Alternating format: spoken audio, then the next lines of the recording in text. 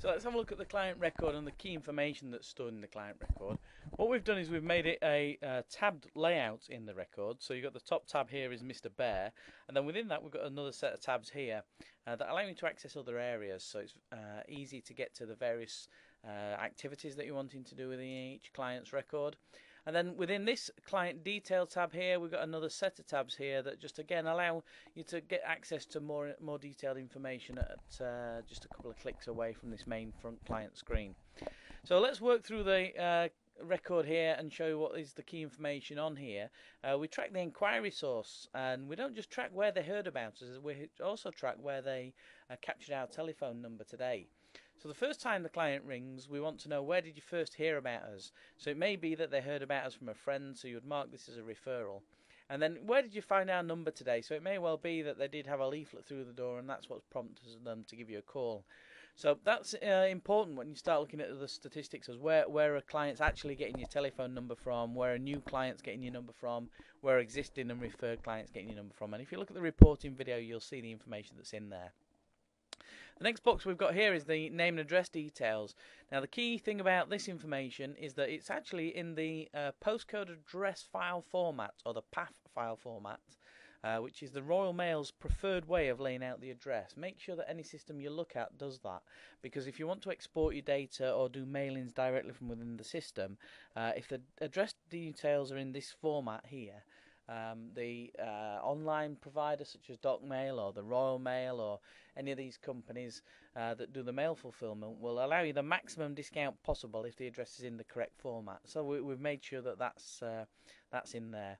The other thing that you can do is you can click this little button here that says Add Directions, and that will take you to this tab here. So if I click the button, it will take you to the Directions tab. If we go back to the address tab there, what that allows you to do is just add directions to the property. So as it says there, property is no number, but it's the one with the post box directly outside. And again, this is free text, so you can edit that as well. The other thing that's there is the view address on map. So you can click that and it will take you to Google Maps, and you can have a look at the address area, and if it's one of those that's been surveyed, you can actually go down to street level and view the street as well. So you can look if there's a difficult access and things like that if you're looking at your truck mount and what have you. Obviously we've got telephone numbers and emails. We separate them into home, work and mobile, and that just allows you to know where the number relates to. And also there's some other clever things that you can do with mobiles and things if they're in a specific field. The other thing on there, as you'll notice, is the email. We collect email addresses, and also there's a tick box on the end there. As you can see, it says email requested. Now it may well be that you've got clients that haven't got an email and you've asked them and they've said I've not got one. So we've put a little tick box there that you can put in if you've asked them and they've not got one. So if you put a tick in there, it just knows that when you open the record, if you see a blank field, you're not just going to keep asking them time and time again, have you got an email, have you got an email, because you'll see there that there's a tick in the box that says you've actually requested that, so obviously they don't have an email address. And then, as it says in there, essential information. In this edition, the pricing area is always set as local. The trading name will be whatever your license details were when you set those up. But we do allow you to choose the client type. So you can choose commercial, domestic, insurance, landlord, or whether they're a tenant. And you can choose those options in this client record here. So if then have a quick look at the main details tab here. This has got some of the same information on as the address tab, and this is where the record will open once the new client record's been created, because what you'll notice at the top here, right across the top, is the client's name, address, telephone number and email details are always visible right at the top of the tab. So whichever of these tabs that you're in, the client's record, the client's address and basic details are always visible immediately at the top of the screen there. So although there is some duplication on this main tab, what we're looking at is the client type. Again, if you could change that here if you wish. And also we allow you to mark whether or not you've used the truck mount, whether there's no access, or whether it's not suitable for the truck mount to be used in. So in this instance we've used the truck mount, so we mark that in there. So that if you're going back to this client and you operate a couple of teams and one of them uses truck mount, one doesn't, you can make sure that you send the guys that have got the truck mount. The other thing that you'll see in here is the do not reasons here. So this is how you can manage your unsubscribes and things like that. So we've got do not mail shot, no telesales, no email, and no daily marketing. So you can put a tick in this box here and actually enter a reason here as to why they don't want any sales calls or they don't want any emails. So that's just something that we've built in there to allow you to manage unsubscribes. Okay, so we've briefly touched on the directions tab. That's the free text box.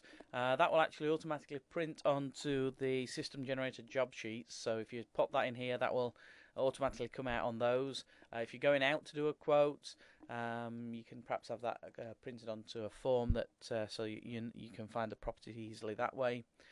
We've got this tab here as well that says quote. Now these are the comments and testimonials that people give you. You can put free text in here.